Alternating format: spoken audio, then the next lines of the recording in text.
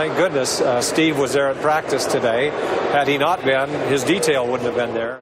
If they wouldn't have been there, this would have been a massacre of innocent people. Without them, it would have been a massacre. There would have been no stopping this guy. Most members of Congress don't typically have security assigned to protect them, but Louisiana Congressman Steve Scalise is one of the members of congressional leadership who gets protection from U.S. Capitol Police. Scalise, who is the majority whip, and 3 others were shot during an early morning congressional Republican baseball practice Wednesday. Scalise's detail included 2 members of the Capitol Police who helped bring down the gunman, even though one was shot. The other officer sustained minor injuries. The incident has already raised questions about increased security for rank-and-file members of Congress, or at least groups of them. According to multiple officials, there were around 25 members of Congress at the practice, not to mention staffers and several children. Had a member of leadership not attended practice, there likely wouldn't have been any security. Politico reports Republican Congresswoman Claudia Tenney received a threatening email shortly after Wednesday's shooting. The email reportedly said, "1 down, 216 to go."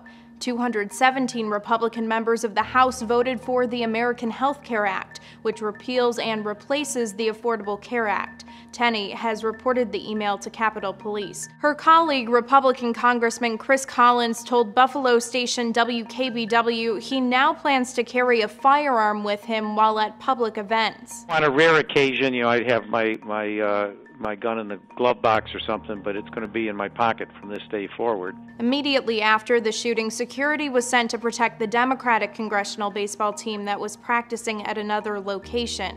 U.S. Capitol Police also stepped up their presence around the Capitol. But Wednesday's incident, as well as the 2011 shooting of then-Democratic Congresswoman Gabrielle Giffords in Tucson, didn't take place on Capitol Hill. In a statement Wednesday morning, Giffords said she was heartbroken and called the shooting an attack on all who serve and on all who participate in our democracy.